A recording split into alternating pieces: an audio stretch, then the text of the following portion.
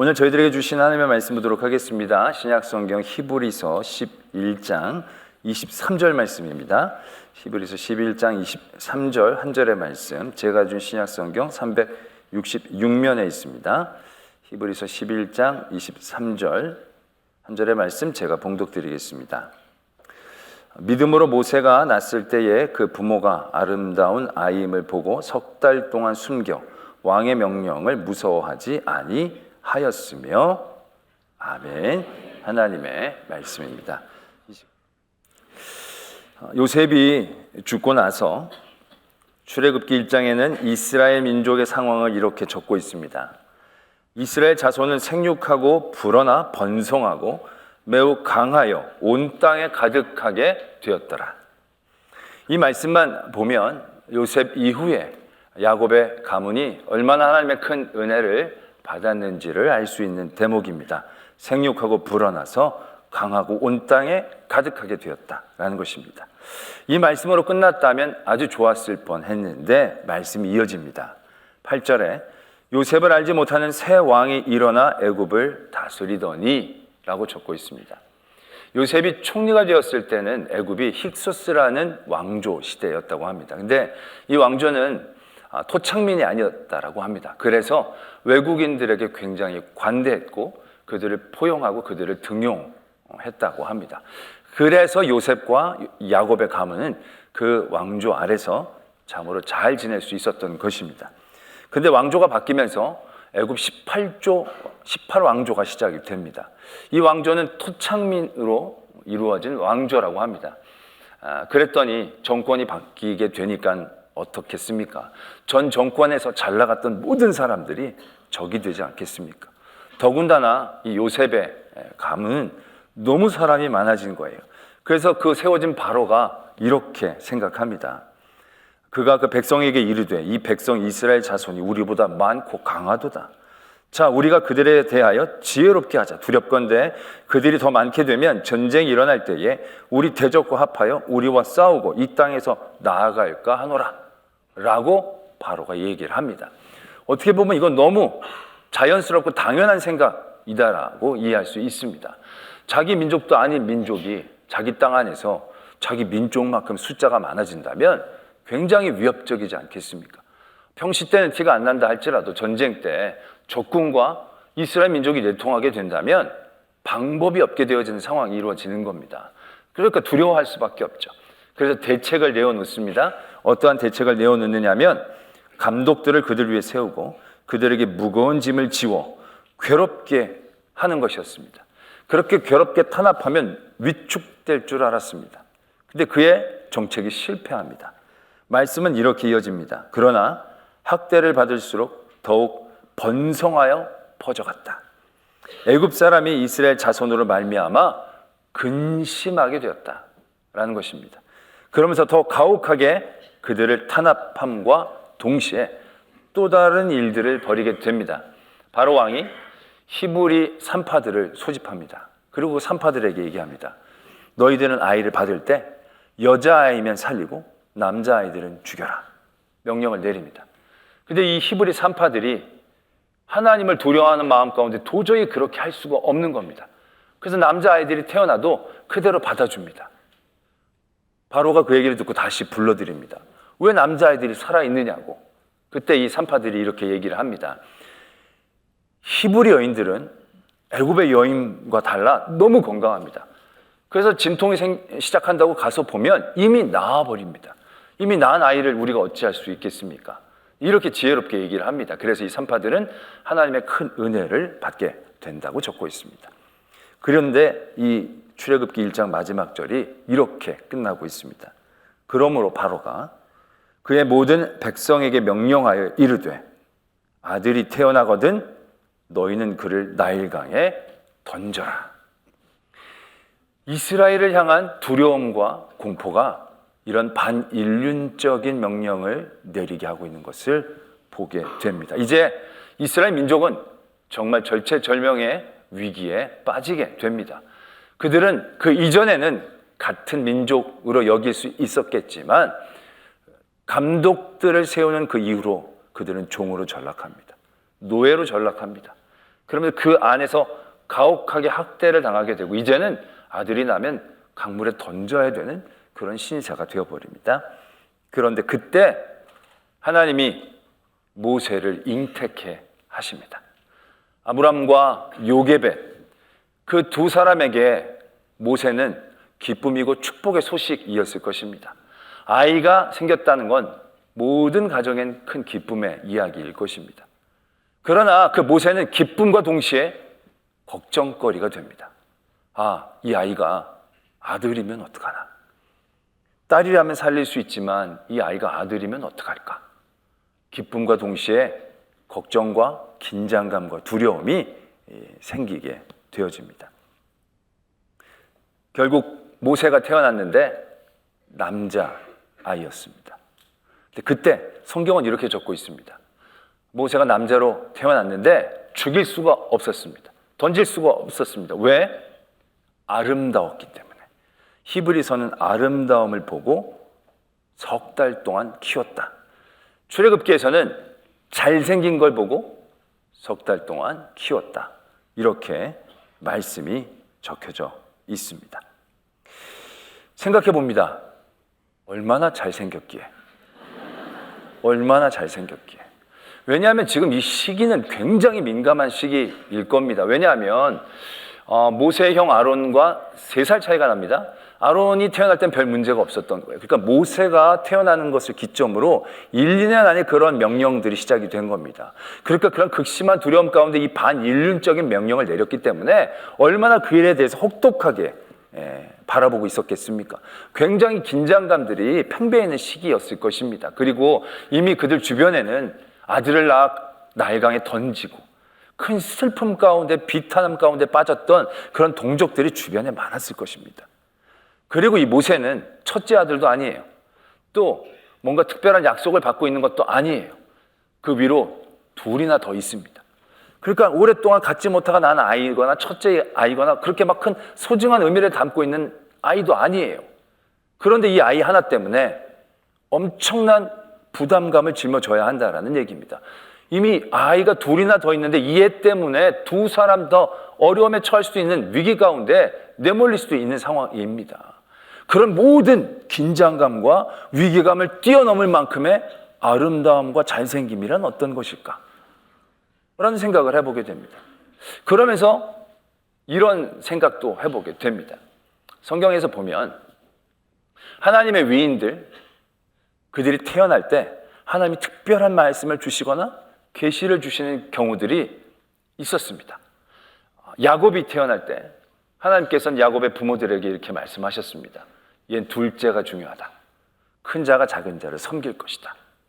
야곱에게 하나님께서는 그렇게 부모님들에게 이미 계시를 내려주신 거예요. 삼손은 어떻습니까? 마노아가 자녀를 못 낳고 삼손의 부모가 자녀를 못 낳고 있으니까 하나님의 사자가 삼손의 부모를 찾아옵니다. 그리고 그 부모에게 얘기합니다. 너에게 자녀가 생길 것이라고.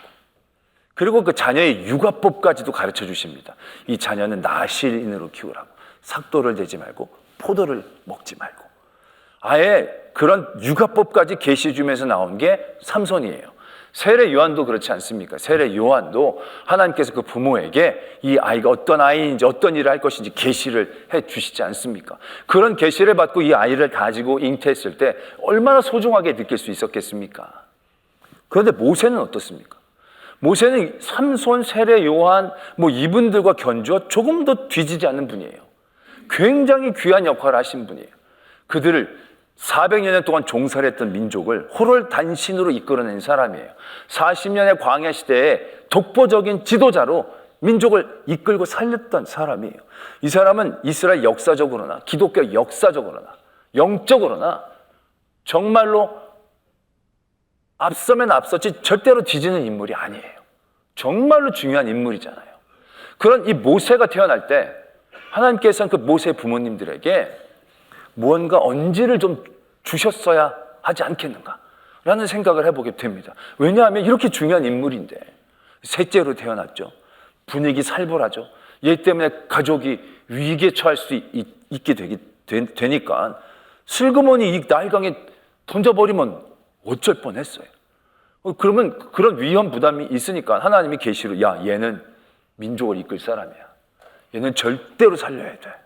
뭐 이런 계시나 언약이나 주셨으면 훨씬 더 좋았겠다라는 생각을 해보게 됩니다. 그런데 이런 모세의 탄생 가운데 하나님의 어떠한 언지나 계시나 특별함이나 탁월함은 전혀 없습니다. 태어난 것도 셋째로 가장 위기의 시기에. 그런데 이 모세에게 주어진 하나의 은혜가 있다면 잘생김이라는 거예요. 아름다움이라는 거예요. 갑자기 얼마나 아름답길래. 솔직히 요즘 같으면 애가 태어났는데 너무 예뻐요. 그러면 뭔가 그려낼 수 있죠. 얘 진짜 예쁘다.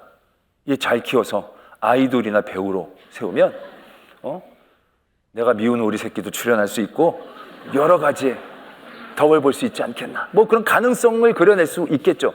그래서 당신은요, 잘생기게 큰 의미가 없는 시기예요. 잘생겨봐야 잘생긴 종으로 살 뿐이에요. 얼굴 파먹고 사는 시대가 아니었다는 얘기예요. 잘생김이 그렇게 큰 미래를 보장할 수 없는 시기 가운데 잘생긴 걸 보고, 그리고 이 잘생겼다는 얘기가 솔직히 동네 사람들 10명이 다 모여가지고 다 보고 다 잘생겼다고 얘기한 게 아니에요. 갓난아이를 낳았는데 부모가 보고 잘생겼다는 거예요.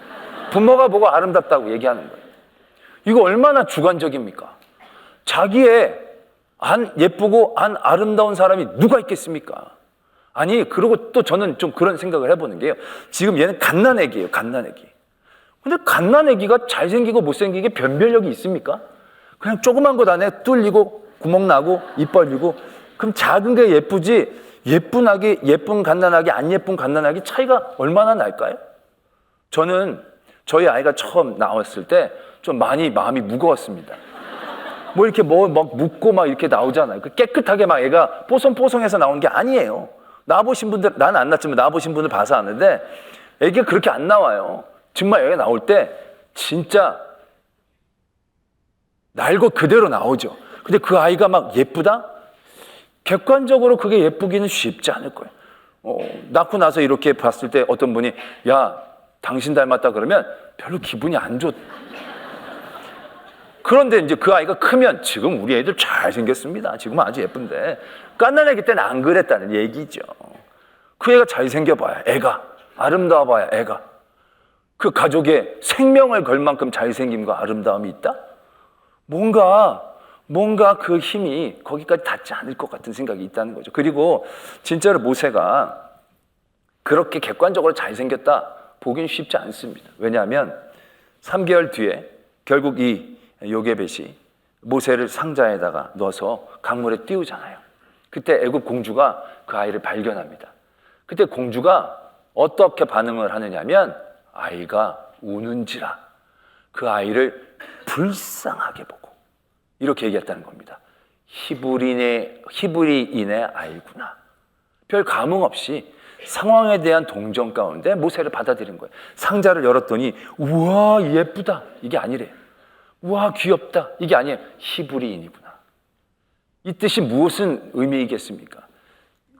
군인들이 보면 군인들 안에 급이 있습니다. 잘생긴 군인, 못생긴 군인, 멋있는 군인, 안 멋있는 군인이 있습니다. 그러나 민간인들이 보면요 다 군인이에요. 잘생겨봐요, 못생겨봐요. 그게 그건 거예요. 애굽의 공주인에게 히브리의 아이는 그러한 개념인 거예요. 그러니까 모세가 외적인, 객관적인, 세상적인 모습으로 모든 위험과 두려움을 이길 만큼의 잘생김, 그건 아니었을 것이다라는 얘기예요. 그렇다면 그 잘생김과 아름다움은 어떤 의미를 가지고 있느냐? 사도행전 7장에 보면 스데반이 마지막 설교를 할 때 이렇게 설교를 합니다. 모세가 낳는데 하나님 보시기에 아름다운지라 이렇게 설명을 하고 있습니다. 모세의 부모님들이 모세가 낳는데 아름답게 보이는 거예요. 너무 잘생겨 보이는 거예요. 이건 세상적인 아름다움, 세상적인 잘생김만으로 되어지는 일이 아니라는 거예요. 모세는요, 모세의 부모님들은 이 아이가 하나님께로부터 온 아이이기 때문에 아름답게 보려고 했다는 거예요. 이 위기의 시기에, 이 어려운 때에, 셋째로 어떻게 보면 안 태어났으면 더 좋았을 법한 이 시기에 하나님은 이 아이를 왜 우리에게 주셨을까? 낳자마자 강에 버리라고 주셨을까? 그런 생각하지 않게 될 수 있었다는 거죠. 보면 모세의 부모에겐 이름이 있었어요. 아브람과 요게벳이라는. 근데 오늘 말씀은 그 이름이 아니라 부모라고 적고 있는 거예요. 왜? 이 부모에게 주어진 모세는 탁월하고 특별하게 시작한 아이가 아니었기 때문에, 그냥 여타 모든 가정이 평범하게 아이를 갖고 평범한 순서에서 낳는 그 아이, 그 모습으로 이 가정에 주신 것이기 때문에, 그러나 그것조차도 그들이 만들어낸 아이가 아니고 그들이 선택한 아이가 아니고 하나님이 주신 아이임을 이 부모들은 고백할 수 있었기 때문에 그 아이가 아름답게, 그 모든 두려움을 이겨낼 만큼 아름답게 다가올 수 있었다라는 것입니다. 오늘 히브리서의 말씀은 모세의 부모님의 그 믿음을 오늘 우리가 담기를 원하고 계신다는 겁니다. 이 아이에게 특별한 계시, 언약은 없습니다. 똑같이 태어난 거예요. 그러나 똑같이 태어났다라고 받아들이지 않는 거예요. 모든 자녀와 마찬가지로 이 자녀도 하나님이 그 가정에 주신 귀한 자녀이기 때문에 이 아브람과 요게벳은 그 자녀를 그 믿음의 눈으로 보기 시작한 거예요. 하나님, 왜 아이를 지금 이때의 아들로 이곳에 우리 가정에 주시는 것입니까? 지금 바로는 죽이려고 하고 얘를 던질 수밖에 없는 이 위기 가운데 우리 가정에 주신 의미는 무엇입니까? 하나님이 이 아이에게 품고 계신 뜻은 무엇입니까? 그 마음으로 아이를 보았을 때 던져낼 수가 없었던 거죠. 그래서 그 아이를 품고 그 뜻을 기다리고 하나님을 바라봅니다. 3개월 정도 시간이 지나게 되지만 답을 얻을 수는 없었어요. 이 아이가 앞으로 어떠한 일을 할지 하나님은 그들에게 꿈으로 계시로 알려주시지를 않은 거예요.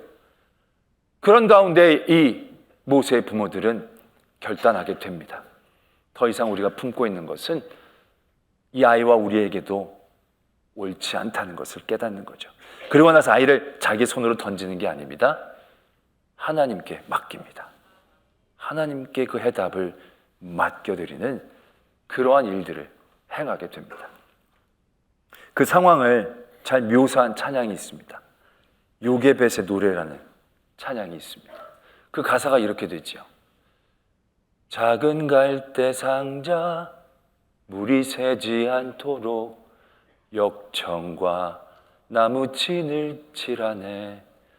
어떤 마음이었을까 그녀의 두 눈엔 눈물이 흐르고 흘러 동그란 눈으로 엄마를 보고 있는 아이와 입을 맞추고 상자를 덮고 강가에 띄우며 간절히 기도했겠지. 정처 없이 강물에 흔들 흘러내려가는 그 상자를 보며 눈을 감아도 보이는 아이와 눈을 맞추며 주저앉아 눈물을 흘렸겠지. 너의 삶의 참 주인, 너의 참 부모이신 하나님 그 손에 너의 삶을 맡긴다. 너의 삶의 참 주인, 너를 이끄시는 주 하나님 그 손에 너의 삶을 드린다. 이게 요게벳의 마음이었다는 거죠. 아니요, 각 잡고 부른 것도 아닌데 박수를 치시면, 너의 삶의 참주인, 너의 참 부모이심을 요게벳은 고백하고 있었다는 거죠. 자기 자녀라면 고민했겠죠. 강물에 던질까 말까. 그런데 이 모세의 부모는요, 하나님이 주신 아이로 모세를 바라볼 수 있었다는 것입니다. 너의 참 부모이시고 너의 참 주인이신 하나님이 너에게 분명히 뜻이 있을 터인데 그것이 무엇일까? 그들도 알 수 없었기에 상자를 만들어 강물에 띄었습니다. 그리고 미리암에게 시킵니다. 어떻게 되는지 보고 오너라. 모세의 부모의 마음을 우리는 바라보면서 그런 생각을 해보게 됩니다. 초대교회 성도들에게 예수 그리스도가, 믿음이라는 것이 모세와 같은 모습이지 않았을까라는 것입니다. 그들에게 예수 그리스도는 모세처럼 축복으로 다가왔을 것입니다. 아무것도 아닌 나에게 하나님의 아들이신 예수님이 찾아오셔서 그분을 믿게 되었다는 것은 놀라운 기쁨이고 축복이었을 것입니다. 그러나 결국 그 예수 그리스도, 그 믿음이라는 이 이름이 그들을 긴장시키는 상황이 되어집니다. 예수 그리스도를 버리지 않으면 그들의 모든 것이 위협당하는 그런 시간 가운데 그 성도들이 내몰리게 되는 겁니다.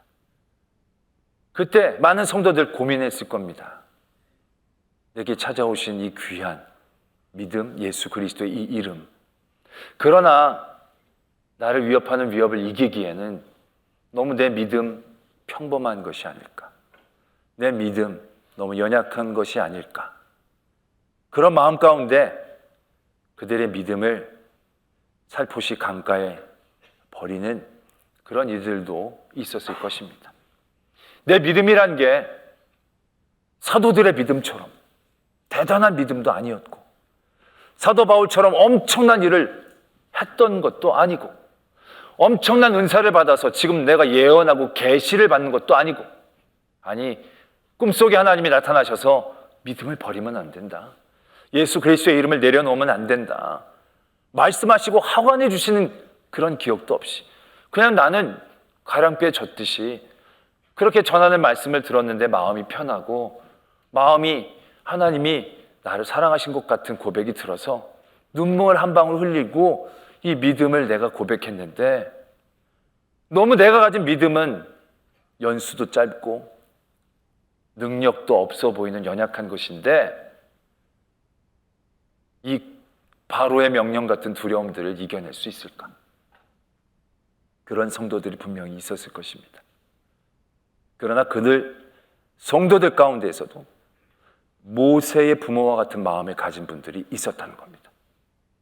그들이 받은 예수 그리스도의 이름은 아주 능력 있거나 화려하진 않지만, 그것이 세상에서 어떠한 능력을 발휘하고 어떠한 결과물을 만들어낸 것과 상관없이 그 이름은 하나님이 주신 것이기에 아름답게 보려고 했던, 내가 만들어내고 내가 공부해서 발견해낸 것이 아니라 나는 아무것도 한 것이 없는데 하나님이 선물처럼 내게 주신 은혜이기 때문에 그것이 세상의 액면가로는 굉장히 능력 없어 보이고 작아 보일지라도 그 어떤 것보다도 아름답다라는 믿음으로 그 믿음을 바라볼 수 있었을 때 얘기는 달라지고 있었다는 것이죠. 예수님이 그렇지 않습니까? 예수님이 이 땅에 말구유에 태어나셨어요. 나사렛에서 자라셨어요. 갈릴리한 시골 동네에서 성장기를 보내셨어요. 그러나 그분이 그런 세상적인 포장이 허술하고 연약하다고 예수님이 아름답지 않은 건 아니에요. 예수님이 나사렛에서 자랐기 때문에 덜 아름답고 예루살렘에서 자랐으면 더 아름다운 게 아니에요. 예수님은 세상에서 어느 곳에 태어나도 아름다운 거예요. 하나님의 아들이시니까. 예수님이 세상에서 아무것도 안 하셔도 가장 강한 분이에요. 하나님의 아들이시니까. 우리가 기도해서 100억을 얻는 믿음이 있고 기도해서 1000만 원을 얻는 믿음이 있어요. 100억을 얻는 믿음이 더 아름답고 1000만 원을 얻는 믿음은 덜 아름다운 것을 의미합니까? 아니라는 거예요. 믿음은 다 아름다워요. 그 믿음이 세상에서 어떤 역할을 하든 어떠한 능력을 발휘하든 무엇을 소유하고 소유하지 않게 하든 상관없이 그 믿음 자체가 하나님이 주신 것이기에 그 믿음은 그 무엇보다도 아름다움, 잘생긴 것이다라는 걸 바라볼 수 있어야 한다라는 것입니다. 우리의 믿음 생활에서도 마찬가지입니다. 우리가 우리의 믿음을 바라볼 때 그렇게 생각할 때가 많아요. 내가 가지고 있는 게 너무 작아 보여. 내 믿음이 너무 연약하고 연수가 너무 짧고 내 믿음 별로 아름답지 않다라고 생각을 해요. 그건 여러분들이 바라보는 느낌이에요. 모세가 셋째로 태어났다고 큰일 못하는 것입니까? 모세가 형이 있고 동생이 있어서 앞으로 아무것도 하지 못하는 것입니까? 아니잖아요. 바로가 다 아들 죽이라고 하는 험악한 시기에 가정 애매기를 내고 태어났기 때문에 얘는 아무것도 못하는 애 아니잖아요. 그 모세의 부모는 어떤 상황과 어떤 환경 가운데 있을지라도, 어떠한 세상적 조건 가운데 있을지라도 자녀가 하나님이 주신 자녀임을 믿음의 눈으로 보았을 때 그 아이가 아름다운 거예요.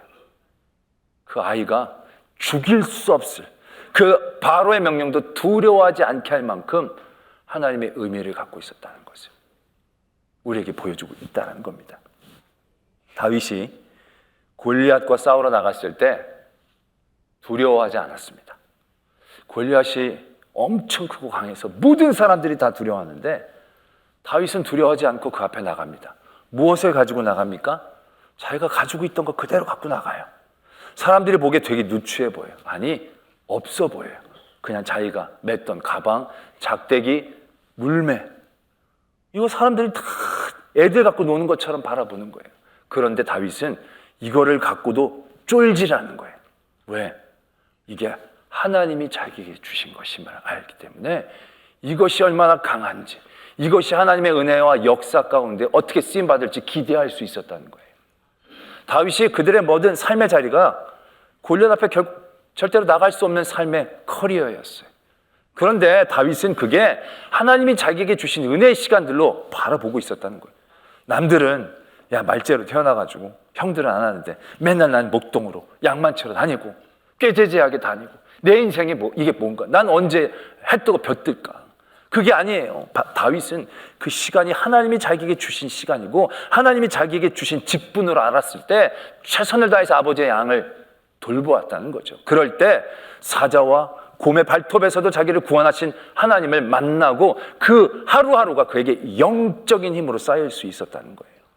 그러지 않았더라면 오늘 죽을 뻔했네, 오늘 되게 재수없네, 사자 만났네, 곰 만났네, 이러고 끝났을 거예요.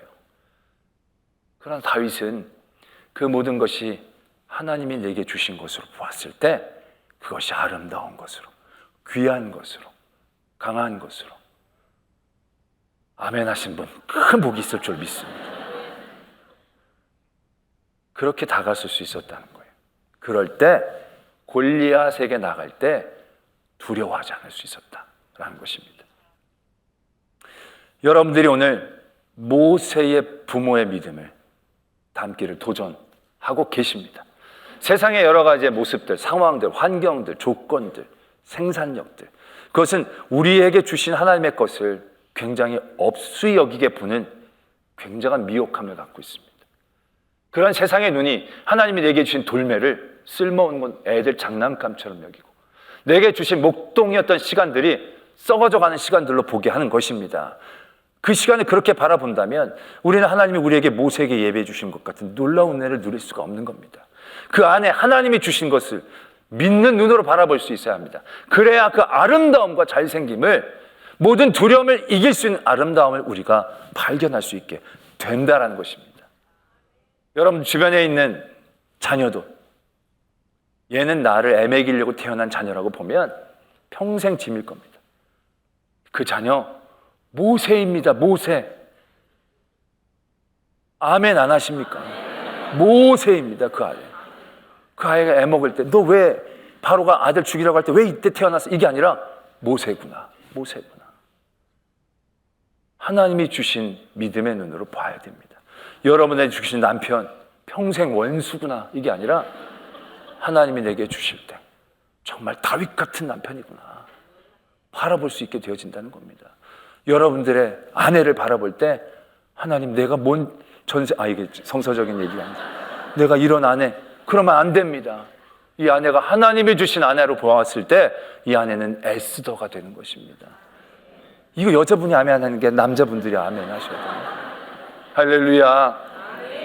모세가 태어났을 때 모세의 부모님들 모세를 아름다움으로 볼 수 있었던 건 모세가 아름다워서가 아니라 하나님이 주신 모세를 알아봤기 때문입니다.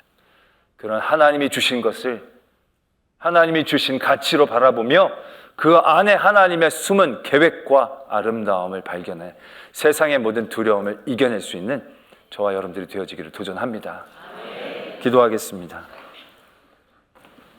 오늘 말씀을 생각하시며 하나님 앞에 기도함으로 나갑니다. 내게 주신 모든 것 세상에 보기에 너무나도 보잘것없어 보이지만 세상의 눈이 아니라 하나님의 눈으로 보게 하여 주시옵소서.